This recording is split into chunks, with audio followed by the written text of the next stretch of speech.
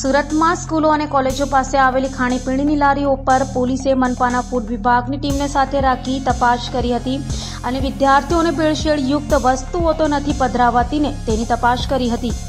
સુરતમાં શાળાઓ અને કોલેજો શરૂ થઈ ગઈ છે ત્યારે સુરત પોલીસની એસઓજી, પીસીબી અને એફએસએલ તથા સુરત મનપાના ફૂડ વિભાગની ટીમે સાથે મળી સુરતમાં આવેલી સ્કૂલો, કોલેજો તથા અન્ય સ્થળે આવેલી ખાણીપીણીની લારીઓ પર તપાસ હાથ ધરી હતી। ખાણીપીણીની લારીના સંચાલકો દ્વારા ભેળસેળયુક્ત પદાર્થોનું તો વેચાણ કરાતું નથી તેની તપાસ કરાઈ હતી। તો વિદ્યાર્થીઓના આરોગ્ય સાથે ચેડા ન થાય તે માટે પોલીસ દ્વારા મેગા સર્ચ ઓપરેશન હાથ ધરાયું હતું।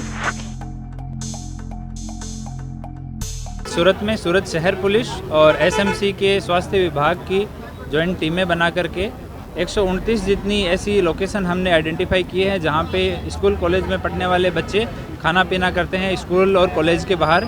तो ऐसी जगह से आज सैंपल लिए जाएंगे और सैंपल को बाद में लेब में भेजा जाएगा।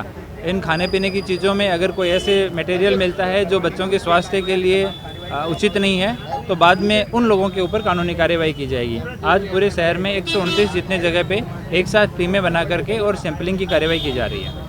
Thank you ji sir, surprise checking हाथ करवाना।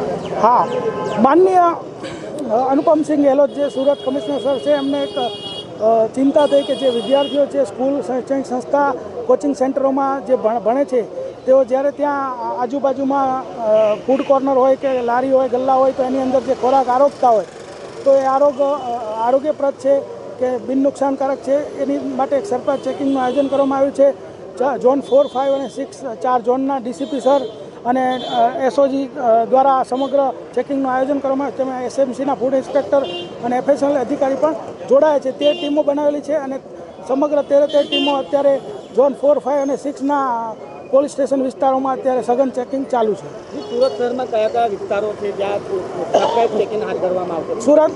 સુરત શહેરમાં અત્યારે અઠવા, ઉમરા, અલથાણ, વેસુ, પાલ, અડાજણ, રાંદેર, જહાંગીરપુરા, સચિન આમ 4, 5 અને 6ના જેટલા પણ પોલીસ સ્ટેશન છે ત્યાં તમામ જે શૈક્ષણિક સંસ્થાઓ છે ત્યાં આજુબાજુ આ ચેકિંગ ચાલુ છે।